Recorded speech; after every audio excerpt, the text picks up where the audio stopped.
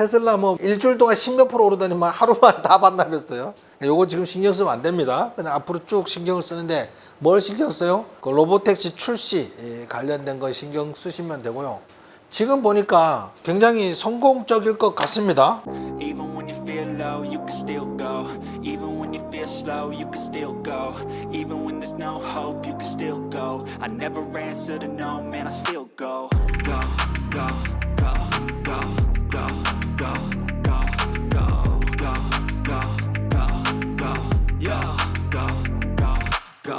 Hustle hard, hustle every single day. I'll be making moves till I'm buried in my grave. To the system, I don't wanna be a slave. I've been 그 다음에 테슬라가 치명적인 사고에 연루될 가능성이 가장 낮은 차 브랜드에 속했다. 뭐 그래서 세 번째로 낮은 자동차 브랜드에 돼 있다. 뭐 그렇게 해서 이제 치명적인 사고율이 가장 낮은 것부터 이렇게 돼 있는데 첫 번째가 램, 그다음에 랜드로버, 그다음에 테슬라가 세 번째 치명적인 사고율이 가장 낮은 치명적인 사고 나기에 안전한 차다. 이렇게 생각하면 됩니다. 벤츠가 우리가 안전하다고 생각됐는데 별 적이 없어요. 치명적인 것은 안정적인 차다. 이런 것들이 뭘 다 나타내요? 경쟁력을 나타내.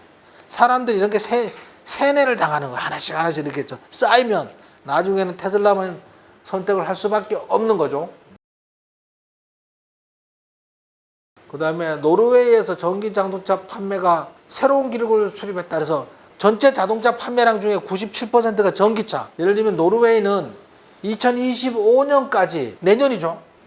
내년 이후부터는 이제 내연기관 차량을 못 판대. 노르웨이에서는 전기차만 판매한다는 거야. 국가들은 2030년까지 새로운 휘발유 및 디젤 자동차 판매를 금지하고 있는데 노르웨이는 2025년까지고 벨기에는 2029년까지고 독일, 아일랜드, 이스라엘, 네덜란드, 스웨덴, 덴마크는 2030년 이후로는 내연기관 차량 못 만들어 파는 거야. 35년까지는 캐나다, 칠레, 중국, 이탈리아, 일본, 한국, 포르투갈 이 이후로는 내연기관 차량 못 만드는 거야. 자, 지금 정말로 임박했잖아. 그러면 지금 전기차로 성과를 못 내고 있는 내연기관 차량은 100% 망할 수밖에 없어. 노르웨이에서는 인구가 작아. 땅덩어리는 큰데 하지만 얘가 상징하는 바를 이해해야 된다는 거지. 저게 임박하면 결국은 전기차로 간다는 거야. 그냥 그런 상징을 이해하셔야 된다는 거죠. 그러면 나머지는 다 이해가 되잖아요. 그냥 그 뒤로는 트럼프가 계속 얘기하는 거잖아요. 전기차 보조금 없애겠다고. 전기차 보조금 없애겠다는 얘기는 뭐냐면 트럼프 지지층이 러스트 벨트 지역이라 그래가지고 시카고, 디트로이트 뭐 자동차 산업 그쪽 일대야. 이제 거기가 이제 트럼프 지지층이다 보니까 석유 생산하는 텍사스 그게 지지층이다 보니까 전기차 보조금을 안 주겠다는 건 뭐예요? 내연기관 차량 수명을 산소호흡기를 꽂아서 좀 생명을 연장하겠다. 이런 취지야. 그렇다고 대세가 바뀌진 않아. 왜 그러냐면 전기차하고 내연기관 차량하고 유지비가 너무 차이가 많이 나나 봐요. 내연기관 차량 유지비의 10분의 1밖에 안 된대 얘가. 10분의 1도 안 되나 봐. 그냥 와셔액만 부으면 가나 봐. 예, 그렇죠. 엔진 오일도 없고 미션 오일도 없고 뭐 우리가 흔히 말하는 타임벨트. 기름은 안 들어가요. 기름도 안 들어가고. 너무 차이가 나니까 전기차로 갈 수밖에 없죠. 테슬라 AI팀 FSD 기능 및 글로벌 출시라는 릴리스 로드맵을 발표했다. 자율주행에 대해서 AI에 대해서 로드맵을 발표를 했다는 거야. 그래서 제일 첫 번째는 2024년 9월까지 요거를 출시를 하면 버전 12.5.1을 하면 사람 개입 횟수가 확 줄어든다는 거야. 3배나 줄어든다는 거지.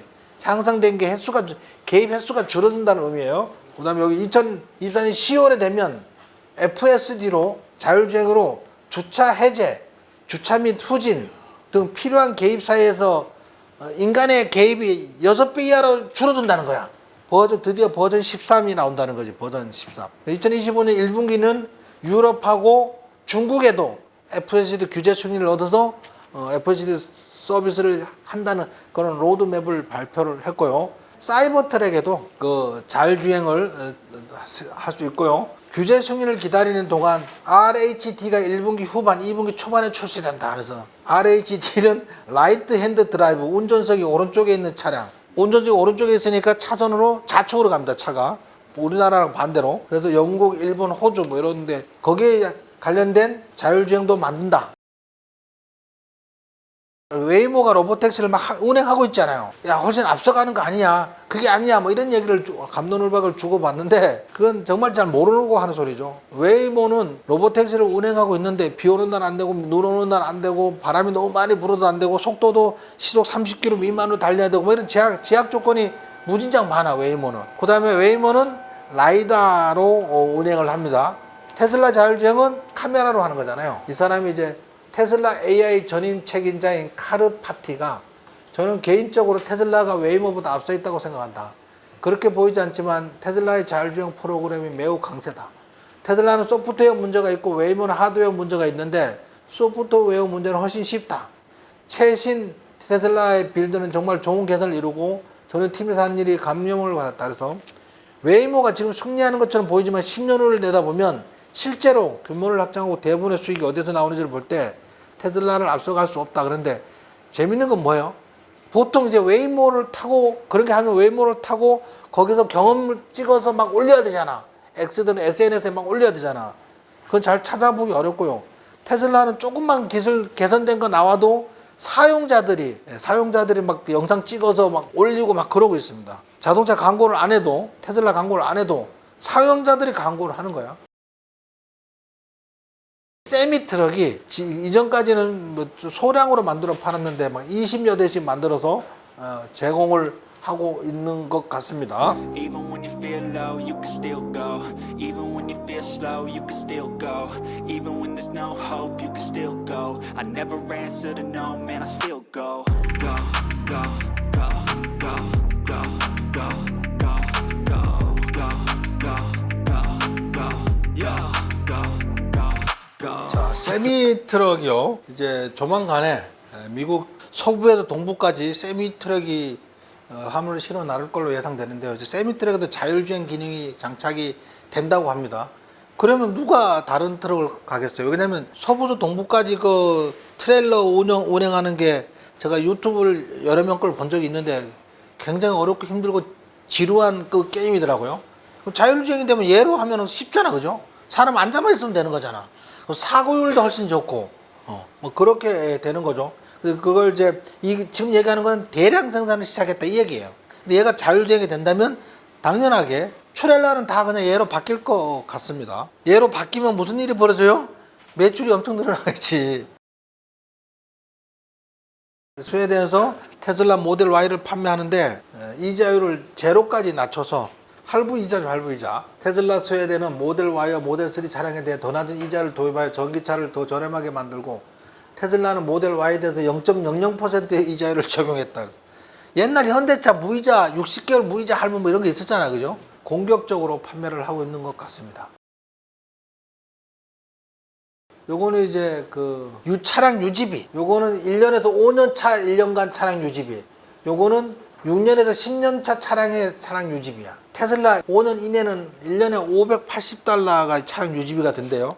$580 하면 60만 원 좀 되죠. 근데 한 6년에서 10년쯤 되면 $3,400 정도가 드나 봐요, 1년에. 뷰익은 1년에서 5년에 $900, 그 다음에 6년에서 10년은 $4,000. 도요타는 5년 이내는 $1,100, 10년 이내는 $3,700. 테슬라가 차량 유지비가 좀 압도적으로 많이 조금만 드는 걸로 그렇게 돼 있습니다. 이번 주말에는 XAI 팀에서 콜로서스 H100이 슈퍼칩이야. 슈퍼칩을 10만 개를 연결한 큰 네트워크, H100이라는 슈퍼칩을 10만 개를 연결한 그 클러스터가 그 연결망 네트워크야. 거기서 훈련을 하고 있다는 거죠. 그래서 클러스터는 일반적으로 컴퓨터 시스템에서 여러 개의 서버나 컴퓨터를 연결하여 하나의 통합된 시스템처럼 작동하도록 구성한 것으로, 여러 대의 컴퓨터가 협력하여 특정 작업을 분산 처리하거나 더 빠르고 효율적인 데이터 처리를 가능하게 한다. 그러니까 지금 우리가 챗GPT나 AI 검색은 다 이런 걸 통해서 가장 빠른 시간에 해주는 겁니다. 일론 머스크가 언급한 콜로서스 10만입니다. 10만 H100 훈련 클러스터는 테슬라 XAI 팀이 사용하는 대규모 인공지능 훈련 시스템이다. 100K H100은 훈련을 해서 엔비디아의 고성능 GPU인 1H100을 10만 대 규모로 사용하는 클러스터 시스템이라는 뜻이다. 이제 얘가 연말까지 이렇게 되면 성능이 테슬라의 클러스터 슈퍼컴퓨터의 성능이 월등히 좋아진다는 거죠. 내연기관 차량이 지금 다 죽어가고 있으니까 전기차로 돌파구가 필요하니까 리비안을 사서 히트 치는 전기차를 만들어 팔기 시작하면 가능성이 있다고 생각해서 마지막 투자를 하는 거라고 생각합니다. 폭스바겐 입장에서는 최선의 선택일 수도 있습니다. 마지막 남은 지푸라기라도 잡은 그 마지막 선택일 수 있다고 생각을 하는 거죠. 이게 이해는 갑니다. 근데 일론 머스크가 빚 깠어요. 포드와 아마존이 리비안에 투자를 시작하다 지분을 매도하거나 아마존의 경우 독점권을 잃은 후 폭스바겐이 나서게 대규모 투자를 통해 리비안을 지원했다. 하지만 폭스바겐의 안정성을 둘러싼 의문이 있다. 이번 주 초 독일 자동차 제조업체가 아시아 자동차 제조업체의 유럽 압박을 물리치기 위해 고군분투하면서 자국 내 공장을 처음으로 폐쇄하는 것을 고려하고 있다는 보도가 나왔다. 뭐 이건 그냥 대세 흘러가는 겁니다. 이렇게 이거 막으려고 막을 수가 없어. 여기서 테슬라에 투자를 안 하면 시대를 못 따라가는 거지. 너무 못 따라가는 거지 이거는.